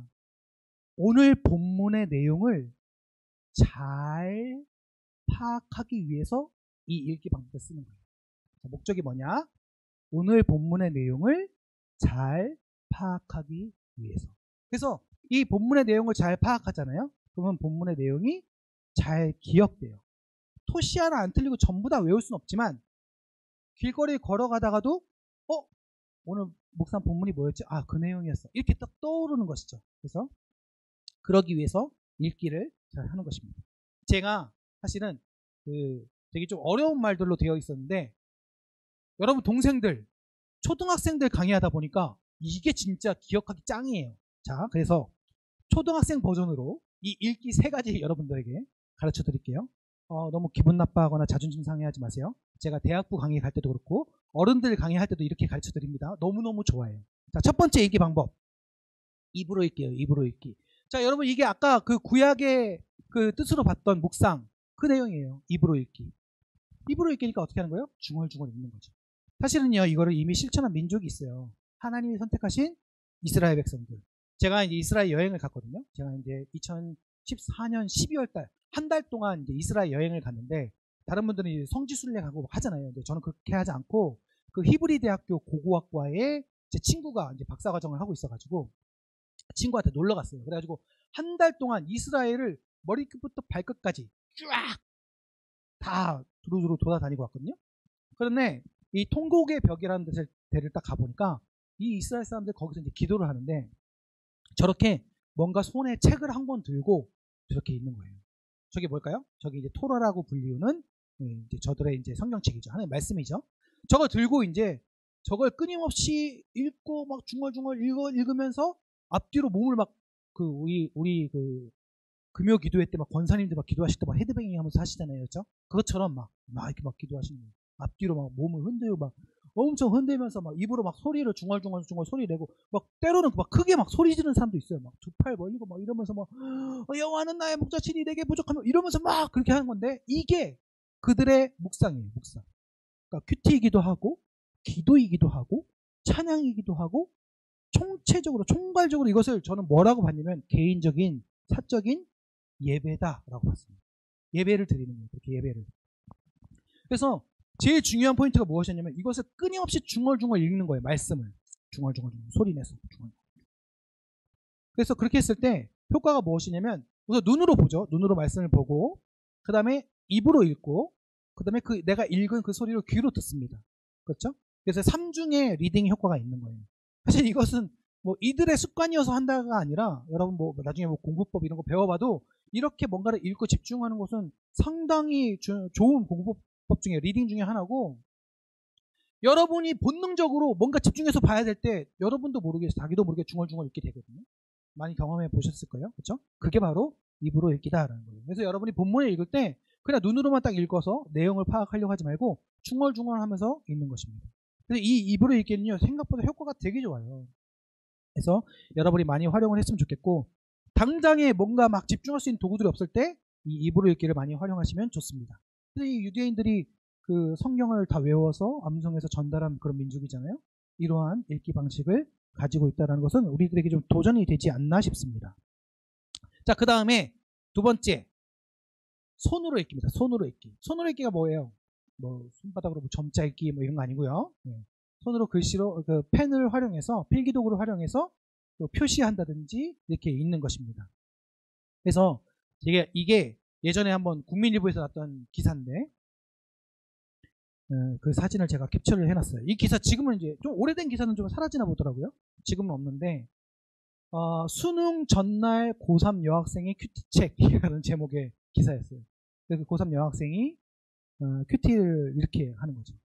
청소년 매일 성경이에요. 예전 거. 지금이랑 좀 형태가 다른데 이렇게 쓰면서 거의 뭐 자기 고등학생 청소년 때 시기의 모든 고민과 토로와 기도와 이런 것들이 정말 여기에 다 하나님의 응답과 이런 것들이 다 기록되어 있어요. 이렇게 쓰면서 묵상을 하는 거죠. 그래서 뭐 본문을 읽을 때뿐만이 아니라 이따가 읽기 다음에 제가 이제 쓰기 여러분들에게 말씀드릴 텐데 모든 뭐 자기의 생각들을 다 쓰는 거예요. 그래서 여러분이 이제 본문을 읽을 때 이렇게 제가 지금 알려드린 요것들 중심으로 표시를 하면 좋습니다. 인물, 본문을 읽으면서 누가 등장하지 하고 등장인물들만 찾는 거예요. 무슨 내용이냐 이거 생각하지 말고 누가 등장하느냐고 이름만 찾아서, 또는 그 사람을 가르치고 표현하는 대명사 등등이라든지 사람을 가르치는 말들을 전부 다 찾아서 읽는 거예요. 마치 퍼즐 풀듯이. 두 번째는 장소를 나타내는 말, 그 다음에 시간을 나타내는 말, 그 다음에 좀 문장의 구조를 파악하는 측면에서 뭐 접속사 등등 뭐 이런 것들, 특이한 단어. 제가 요즘 밀고 있는 것 중에 하나는 영어로 치면 동사, 우리말로 치면 서술어 있잖아요. 그것만 표시하면서 또 읽는 거예요. 이렇게 읽잖아요. 그러면 이것들만 표시해도 벌써 5번 읽었죠. 서술어 표시하면은 6번 읽었죠. 아까 입으로 읽기 했으니까는 뭐 7번 읽었죠. 이렇게 읽는단 말이죠. 요 정도만 집중해서 읽어도 여러분 본문의 내용을 솔직히 순서대로는 아닐지라도 눈을 감고 두세 문장으로 오늘 본문의 내용은 이러이러한 내용이었어 정도로 충분히 설명할 수 있을 만큼 됩니다. 그게 안 된다면 그것이 될 정도로 여러 번 더 읽는 거죠. 근데 보통 우리가 어떤 영화를 본다든지 소설을 읽는다든지 이렇게 했을 때도 여러분 누가 등장하는가, 이 시대가 어딘가, 어느 장소인가, 이런 것들은 되게 중요한 부분이잖아요. 그래서 이렇게 찾아서 읽는 것입니다. 그 다음에 마지막으로 마음으로 읽기입니다. 마음으로 읽기. 마음으로 읽기가 뭐냐면 생각하면서 읽는 거예요. 생각하면서. 그러니까 생각하려면 뭐가 필요하죠? 질문이 필요합니다. 질문. 질문을 던지면서 읽는 건데요. 이것은 아까 말씀드렸던 그 두 가지 질문과 연결이 됩니다. 그래서 하나님은 누구신가? 그리고 또 우리에게 기대하시는 것은 무엇인가? 이 두 가지 질문을 하면서 다시 읽는 거예요. 자, 앞에 입으로 읽기 했어요. 손으로 읽기 아까 그 5가지, 또 서술까지 6가지 했어요. 7번 읽었어요. 자, 2번을 더 읽는데 첫 번째는 이 본문에 나타난 하나님은 어떤 분이시지? 해가지고 여기서 본문에서 하나님이 화를 내셨는지, 하나님 예수님 성령님 다 포함하는 거예요. 화를 내셨는지, 성질을 내셨는지, 분노하셨는지, 다 똑같은 말이죠. 어쨌든 뭐 칭찬을 하셨는지, 즐거워하셨는지, 뭘 기뻐하셨는지, 이렇게 하나님의 성품, 사람으로 치면 하나님의 성격, 이런 것들이 드러난단 말이죠. 그래서 오늘 본문을 보니까 하나님도 화를 내시는구나.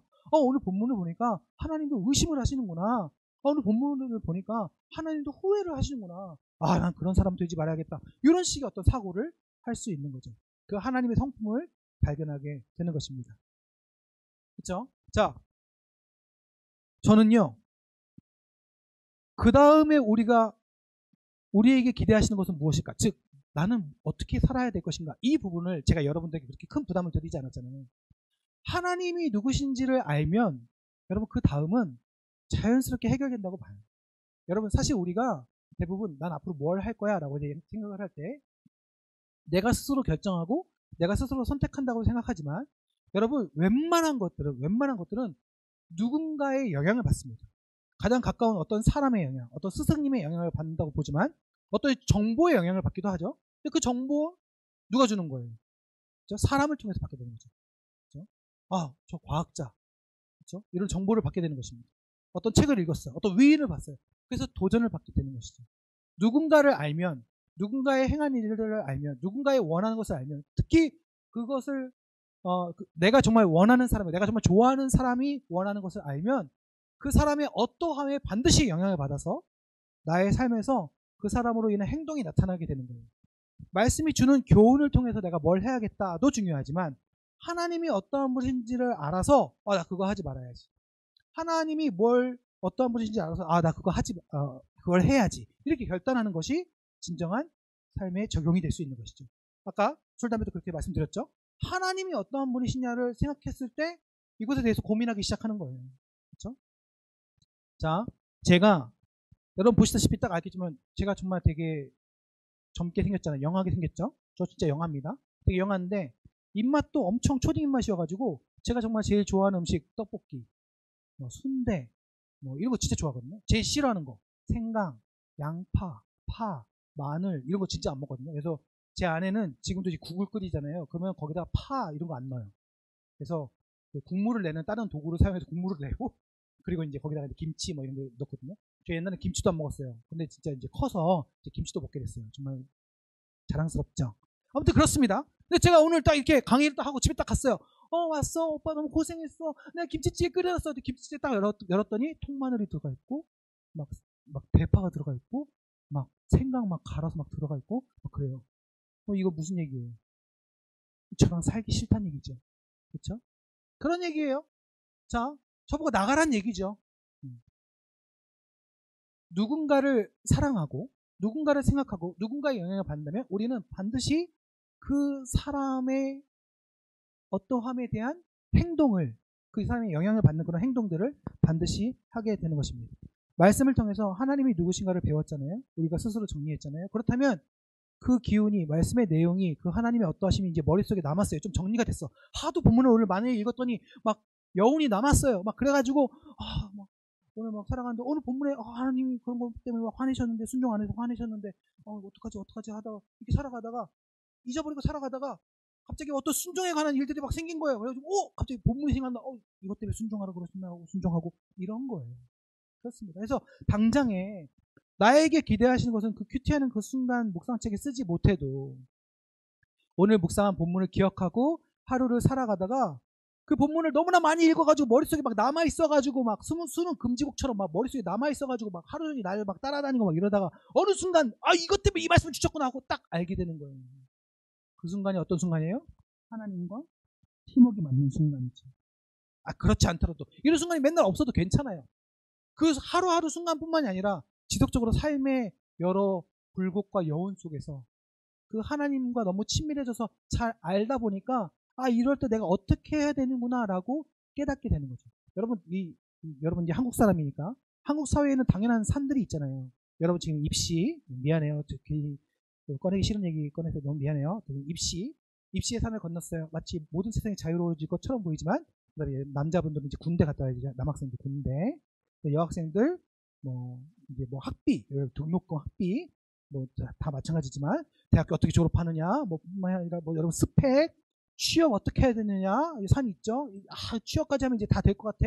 막 그랬더니 세상에 결혼 세상에 이렇게 생긴 것도 힘들어 죽겠는데 세상에 결혼하기도 힘든 그런 7포 시대, 8포 시대 막 이런 시대예요. 막 그쵸? 막 결혼도 막 힘들어요. 막 결혼하면 될 것 같았는데 또 이제 그게 아니에요. 또 애를 낳아요. 또 애를 낳았더니 또 우리 집은 또 하나님 또 애를 안 주셨거든요. 그럼 또 애 안 생기면 또 막 부모님들 또 뭐 하는지 알아요? 막 시험만 다니고 배 막 꽂고 막 약 넣고 막 이러면서 또 애 생겨라 이러고 막 그런 것도 해요.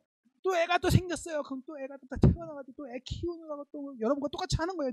애기 때부터 막 싼데 공영 유치원 보내고 싶은데 거기 막 경쟁률 장난 아니고 그때부터 또 막 시작되는 거예요. 막 산 넘고 나 끝나면 될 줄 알았더니 또 이놈의 새끼 또 키우느라고 또 그거 해야 되고 막 산 넘어 산이에요. 막 뭘 선택해야 될지 그런 인생의 막 그런 문제를 추성이에요.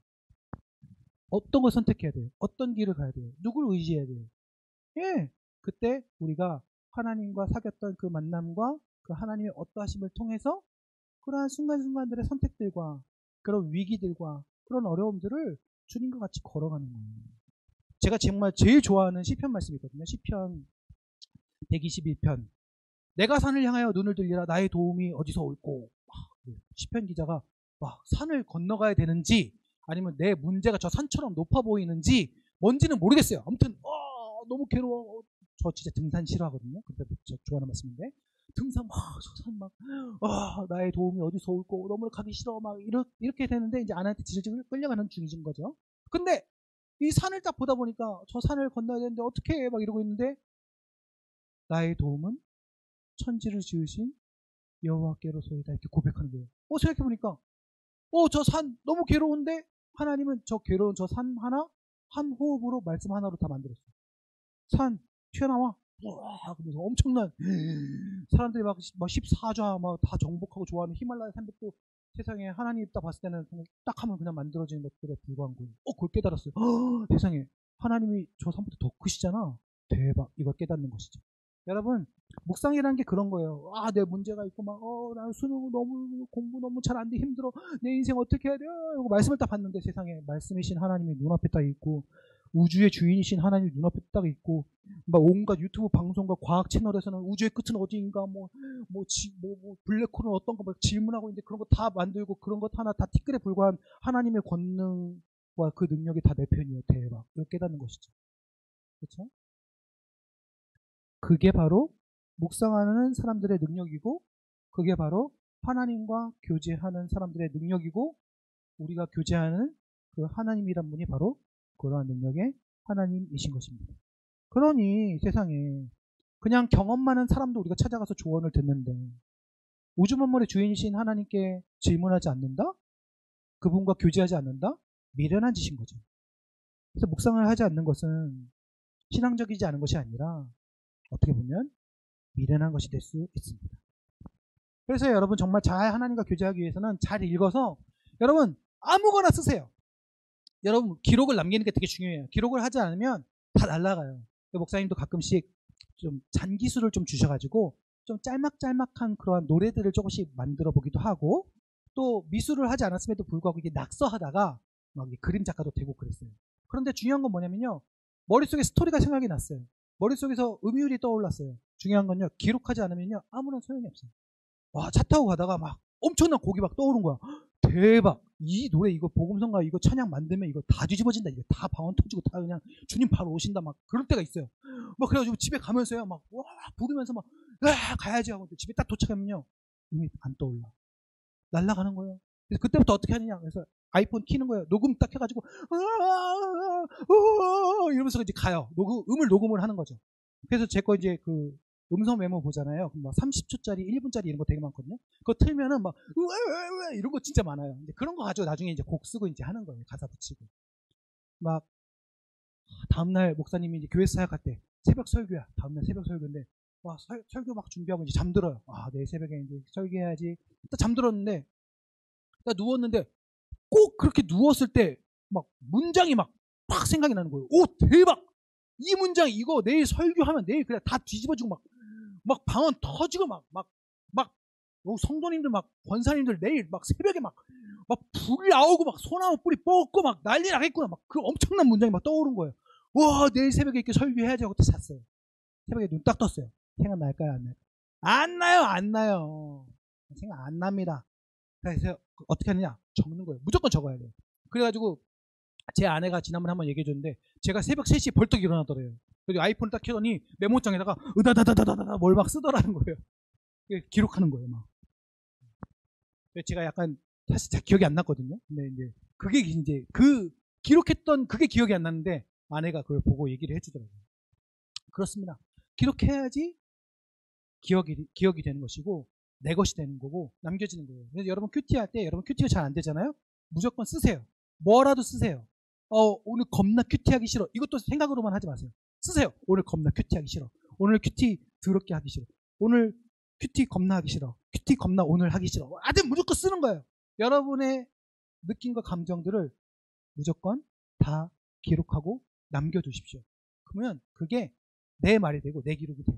여러분 진짜 많이 쓰셔야 돼요. 왜냐면 여러분이 쓰셔야 좀 더 우리의 신앙의 고백들이 되게 풍성해져요.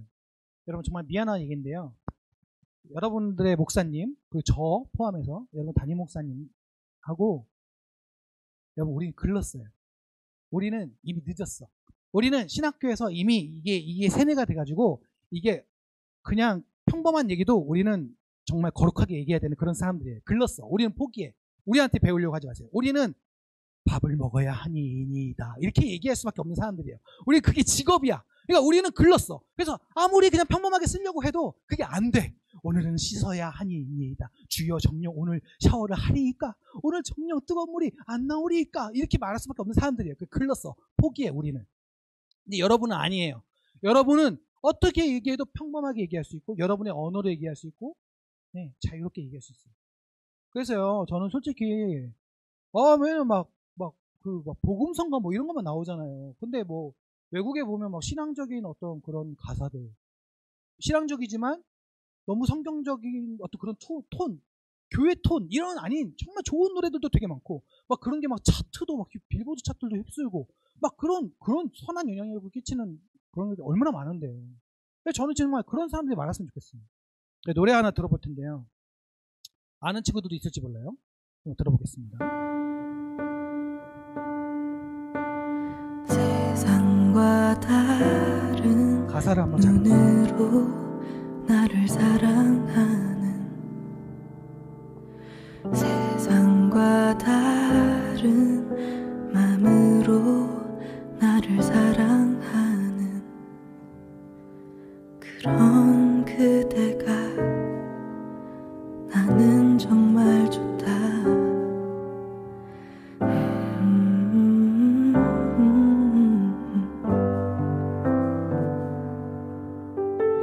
나를 안아주려 하는 그대 그 품이 나를 잠재우고 나를 쉬게 한다. 위로하려 하지 않는 그대 모습이 나에게 큰 위로였다. 나의 어제야 그대가 있고 나의 오늘엔 그대가 있고 나의 내일엔 그대가 있다. 그댄 나의 미래다. 이거는 이제 그 권진아라는 가수가 부르는데 위로라는 제목이고 여러분 혹시 기억하시죠? 멜로가 체질이라는 드라마의 OST입니다. 전혀 그런데 그 가사를 한번 보세요.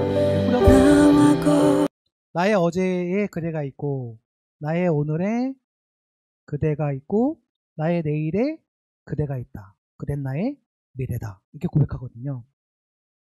이게 뭐냐면 저는 무슨 생각이 났냐면 하나님의 무소부재하심 이런 얘기 들어보셨어요? 어려운 말인데 신학적인 말인데 어디에나 계시고 네?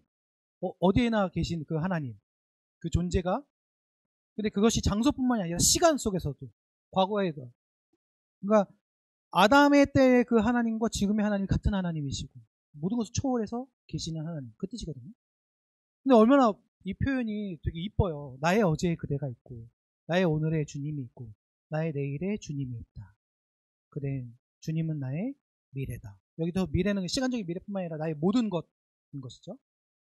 앞에 벌스도 그렇습니다. 세상과 다른 눈으로 나를 사랑하고 세상과 다른 마음으로 나를 사랑하고 그런 주님이 나는 정말 좋다. 나를 안아주려 하는 그대의 부품이 나를 잠재우고 나를 쉬게 한다.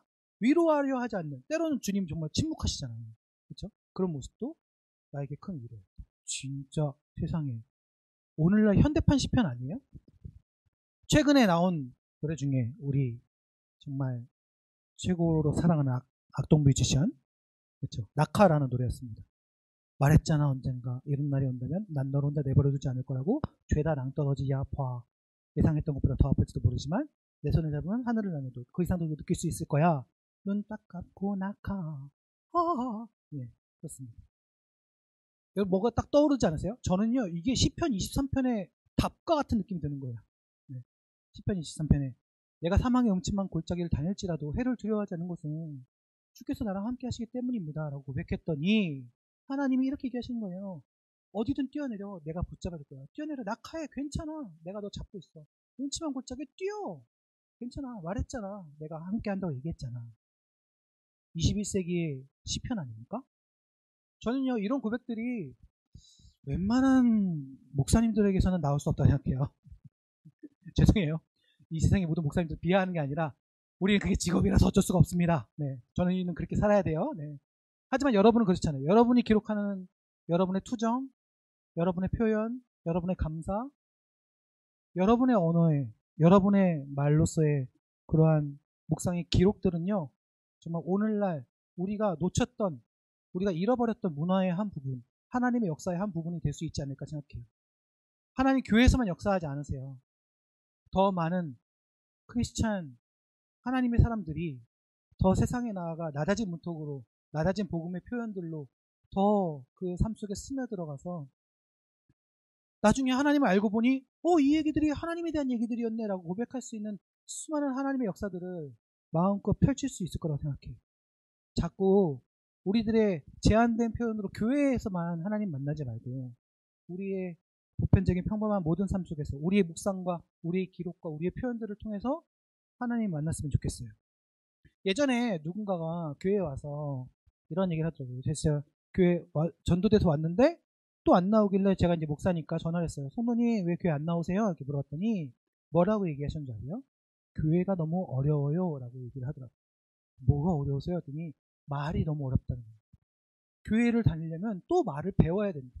우리는 너무나 자연스럽게 쓰고 있는 말인데 누군가에게는 생소하고 또 약간 어려운 말이 될 수도 있겠다라는 생각이 들더라고요. 그러니까 무조건 이거 다 버려야 된다. 그 얘기는 아닙니다. 하지만 더 많이 표현되어질 수 있는 그런 하나님에 대한 사랑들이 너무 감추어진 것이 아닌가라는 생각이 들어요. 그것을 깨트릴 수 있는 사람이 누구냐? 여러분들이라는 것입니다. 그냥 묵상하고 쓰기만 하세요. 여러분의 언어로, 여러분의 표현으로 불평불만이든 부정적인 말이든 뭐든 상관없어요. 다 적는 거예요. 하나님 왜 이러세요? 진짜 다 적는 겁니다. 돌아보면 그것이 하나의 기도가 되고 하나의 노래가 돼서 그것을 읽는 미래의 또 다른 내가 다시 그것으로 힘을 얻고 새롭게 서는 그러한 시간을 초월한 하나님의 역사들을 경험하시게 될 거예요. 자, 마지막으로 묵상을, 큐티를 정말 잘할 수 있는 방법은 무엇이냐면 이 큐티를 한 것을 가지고 누군가와 얘기하는 거예요. 여러분 진짜 웃긴 게 뭔지 아세요? 이거 나눔할 거니까 큐티 해와 이렇게 얘기를 하잖아요. 제가 여러분 같은 친구들 같이 사역했을 때 뭐 또 그런 걸 해요. 뭐 그런 것부터 시켜요. 뭐 이렇게 얘기를 해. 겁나 웃긴 게 한 명씩 시키잖아? 그러면 막 그만 얘기하라고 계속 얘기해. 5분만 얘기하라고 하는데 막 10분 얘기하고 막 울고 막 아우 막 그냥 안 시켰으면 큰일 날 뻔했어요. 그냥 막 네? 누구나 다 자기 얘기하고 싶어 하거든요. 여러분 묵상한 걸 나누잖아요. 진짜 여러분은 그때 묵상한 걸 나누기 시작할 때 여러분은 이해하실 거예요. 왜 그렇게 목사님들이 설교를 길게 하시는지. 네. 여러분도 자기도 모르게 설교를 막 하고 있더라고요. 애들이. 그렇습니다. 그래서 나눔을 잘 하는 게 중요해요. 나눔은요 기본적으로 우리가 하나님과 교제하는 거예요. 우리가 하나님과 개인적으로 기도하고 묵상하면서 말씀으로 교제해요. 그다음에 우리가 또 하나님과 공동체로 교제해요. 어떤 거죠? 예배를 드리면서 공동체로 교제하거든요. 근데 나눔은 이 하나님과 교제하는 것과 똑같은 권위를 가져요. 그래서 내가 옆 사람과 말씀으로 함께 나눌 때 그 사람은 내가 나누는 말씀을 통해서 살아계시는 하나님, 그 말씀이신 하나님을 경험하게 되고 나는 다른 사람이 나누는 그 말씀을 들으면서 이렇게 볼 수도 있구나. 이런 부분들을 깨달을 수 있구나. 하나님이 이런 분이셨구나. 놓쳤던 것들을 더 배울 수도 있는 것이죠. 그래서 이것은 어떤 구조를 가지고 있냐면 예수님이 말씀하셨던 하나님 사랑, 이웃 사랑의 구조를 가지고 있는 거예요. 그렇죠? 그래서 하나님과도 교제하고 이웃과도 교제하면서 동시에 완전하신 그 하나님의 어떠하심을 발견할 수 있는 거예요. 혹시나 내가 좀 틀리게 묵상한 것이 있지 않을까라는 부분들도 이런 나눔을 통해서 제대로 다시 배울 수 있는 것입니다. 그래서 교회에서 여러분이 친구랑 함께 오늘 묵상한 거 나눠볼까? 큐티한 거 나눠볼까? 이렇게 나눌 수도 있지만 또 소그룹을 통해서도 나누고 또 혹시 나중에 목사님께서 좀 더 큐티를 활성화시키시면서 뭐 줌이나 이런 것들을 통해서 또 나눌 수도 있잖아요. 소그룹을 통해서. 이런 것을 통해서 내가 큐티한 것을 부끄럽지만 틀려도 괜찮아요. 얘기를 하면 그런 것들을 통해서 우리가 더 확실한 하나님의 은혜를 경험할 수 있는 거예요. 그런데 이 묵상한 것을 나누면 내가 말로써 경험하고 말로써 정의했던 그러한 하나님이 좀 더 생동감 있는 성령님의 역사로 우리들에게 은혜를 주세요. 그래서 글자였던 말이 살아있는 꿈틀거리는 생명력 있는 말들로 바뀌는 것을 경험하게 되거든요. 자, 우리 영상 하나 볼 거예요. 자, 이 영화는 에반 올마이티라는 영화인데 기독교 영화예요. 블루스 올마이티라고 짐 캐리가 주연했던 영화가 있는데 그것을 약간 서브 버전으로 만든 기독교 영화인데 에반 백스터라는 그 블루스 올마이티에 나오는 그 아나운서가 있는데 이 사람이 국회의원이 되고 잘 나가게 됐는데 갑자기 하나님이 이 사람한테 편지를 줬는데 노아의 방주를 지어라 해서 이 사람이 노아의 방주가 돼가지고 그 노아가 돼가지고 방주를 막 짓게 되는 코미디 영화예요. 근데 가족들이 그게 너무 부끄러우니까 도와주다가 도망쳐요. 그냥 난 같이 못하겠어요. 도망치거든요. 그때 상태의 내용이에요. He's filling the boat with 2 of every kind of animal. Still to be collected, 2 giraffes, 2 elephants, and 1 more jackass. What an idiot. Oh, he's a mook. Jerks. Don't worry about it, you guys. Come on, eat up. Not hungry. Yeah, me neither. You guys can't eat, I can't stop. Can I go to the bathroom? Me too. Okay, Dylan, go with them. Please. Fine. Oh, excuse me, can I get a refill, please? Coming right up. 그분이 모건 프리먼이라고 해서 하나님 역할을 하시는 거예요. Excuse me. Are you all right? Yeah. No. It's a long story. Well, I like stories. I'm considered a bit of a storyteller myself. My husband? Have you heard of New York's Noah? The guy who's building the ark. That's him. I love that story. Noah and the ark. You know, a lot of people miss the point of that story. They think it's about God's wrath and anger. They love it when God gets angry. What is the story about then, the Ark? Well, I think it's a love story about believing in each other. You know, the animals showed up in pairs. You know, they stood by each other, side by side, just like Noah and his family. Everybody entered the ark side by side. But my husband says God told him to do it. What do you do with that? Sounds like an opportunity. Let me ask you something. If someone prays for patience, you think God gives them patience? Or does he give them the opportunity to be patient? If they prayed for courage, does God give them courage, or does he give them opportunities to be courageous? If someone prayed for the family to be closer, do you think God zaps them with warm, fuzzy feelings? Or does he give them opportunities to love each other?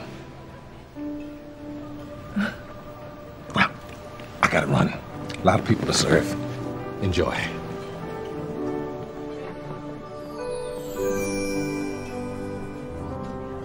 I guess this comes as no surprise to those who remember his campaign promise. 네. 아마 유튜브에서 워낙 잘 떠도는 영상이라서 보신 분들도 있을 거예요. 기회라는 제목으로 이 짤을 이제 많이 사용하시는데 저는 그 포인트에 좀 집중하고 싶어요. 여러분 용서할 수 있게 해달라고 기도하면 용서를 뿅 주실까요? 아니면 용서할 수 있는 기회를 주실까요? 사랑할 수 있게 해달라고 기도하면 그 사랑을 뿅 주실까요? 아니면 사랑할 수 있는 기회를 주실까요? 우리가 이제 신앙생활 하면서 다 알고 있다라고 생각하는 그런 단어들. 근데 그것은 사실 내가 행할 때 내가 그것을 따라서 순종하고 내가 그것에 합당한 삶을 살아갈 때 그것의 생명력을 경험하게 되는 것이거든요. 나눔은 우리가 묵상했던 말씀으로 된 하나님에 대한 그 어떠하심을 좀 더 구체화시키고 또 하나님 물론 생명의 근원이시고 그 생명 그 자체시지만 그분의 그 생명력을 이 땅 가운데 드러내는 나를 통해서 드러내는 귀한 방법 중에 하나이며 그리고 더 나아가서 나눔하는 그 자리뿐만이 아니라 실질적인 우리의 삶이라는 그런 필드 속에서 그러한 말로서의 신앙과 언어들이 또 말씀으로서의 그 하나님이 실체화되고 구체화되어지는 놀라운 역사 중에 이제 하나가 되는 것입니다. 우리가 말씀을 묵상할 때 단순히 내가 신앙생활하고 내가 더 믿음이 좋아지고 이 정도뿐만이 아니라 내가 묵상할 때 그 하나님에 대한 확신과 그 하나님의 존재감들이 이 땅에 실제로 드러나게 되는 것이고 하나님이 지구상에 위에서 하늘에서 뿅 나타나셔서 내가 여기 있다 라고 하실 수도 있지만 주님이 오시기 전까지는 우리를 동역자 삼으셔서 우리를 선택하셔서 우리를 통하여 그 살아계신 하나님의 존재감과 그 생명력을 드러내시기를 작정하셨기 때문에 말씀을 보는 우리를 통해서 그렇게 하나님의 어떠심을 드러내신다는 거예요. 묵상하는 사람은, 큐티하는 사람은 그렇게 하나님이 자기 자신을 드러내는 놀라운 통로가 되는 것입니다. 사랑하는 친구들, 여러분들 정말 저는 큐티를 더 많이 해라, 더 잘해라 라고 말하고 싶진 않아요. 하지만 한 번을 하더라도 정말 이 묵상을 통해서 그 살아계신 하나님이 어떻게 일하시는가는 잘 알고 우리가 진행했으면 좋겠습니다. 우리 큐티책 이름이 매일 성경이라서 많이 부담스럽겠지만 그거 자체에 너무 부담 갖지 마시고요. 여러분이 정말 할 때 제대로 하시고 정말 이 묵상에 대해서 제대로 알고 한다면 매일 성경이라서 매일 하는 것이 아니라 정말 하나님 사랑해서 매일매일 말씀 보게 되는 여러분이 될 줄 믿습니다. 하나님은 여러분을 통해서 이 땅 가운데 그 하나님을 드러내시기를 소망하시니까요. 그렇게 하나님과 동역하는, 같이 걸어가는 여러분의 삶이 되었으면 좋겠습니다. 자, 제가 강의는 마쳤고요. 제가 기도하고 마치겠습니다. 살아계신 아버지 하나님, 우리들에게 또 기회를 주셨습니다. 오늘 묵상의 기회를 주셨으니 그저 묵상이란 단어로 끝나지 않고 하나님의 말씀을 보는 나의 삶을 통하여서 하나님을 드러내는 귀한 통로가 되는 그런 인생, 하나님과 함께 같이 걸어가는 삶 될 수 있도록 인도하여 주시옵소서. 앞으로 말씀을 펼 때마다 그 생명력 있는 그 존재감으로 우리와 함께하여 주실 줄 믿습니다. 예수님의 이름으로 간절히 기도드립니다. 아멘. 감사합니다. 우리 신현웅 목사님께 감사의 박수 그리고 우리 감사합니다 댓글로 달아주시기 바랍니다. 네, 너무 좋았어요. 시간이 가는 줄 모르고 귀한 강의를 들었습니다. 또 목사님께서 제가 좋아하는 또 권진아의 또 위로, 또 악동뮤지션의 낙하, 또 저도 굉장히 좋아하는 가수 또 노래인데 또 그 노래를 들으면서 또 제 마음이 녹은 것을 또 경험했습니다. 너무 좋은 시간이었었고요. 우리가 저는 이렇게 느끼는 것 같아요. 우리 목사님께서 제게 이렇게 말씀하신 것 같았어요. 이상 목사, 너 말씀 읽지 않을 수 없겠지? 말씀 읽어야겠지? 라고 저한테 얘기하시는 것 같았고요. 또 두 번째로 말씀하신 게 있었다면 너도 잘할 수 있어. 너 지금 말씀의 사람으로 더욱 굳건하게 서야만 돼 라고 또 주님께서 또 제게 이렇게 말씀해 주시는 것 같습니다. 우리 오늘 이렇게 귀한 강의 들어서 너무 감사하고 앞으로 우리 중고등부 1년 동안 열심히 또 말씀 읽기에 또 힘쓰는 우리 모두가 되었으면 좋겠습니다. 이상으로 우리 순서를 마치고요. 지금부터 우리 저녁 식사를 할 겁니다. 지금이 6시 29분이니까 원래는 7시 반에 예배가 시작되는 걸로 계획이 돼 있었었는데 7시 40분에 7시 40분, 7시 반까지 이 자리에 먼저 들어오셔서 기도를 준비해 주시고 7시 40분부터 예배, 저녁 예배를 시작하도록 하겠습니다. 그러면 식사 마치게 하시고 좀 이따 다시 뵙겠습니다. 고맙습니다.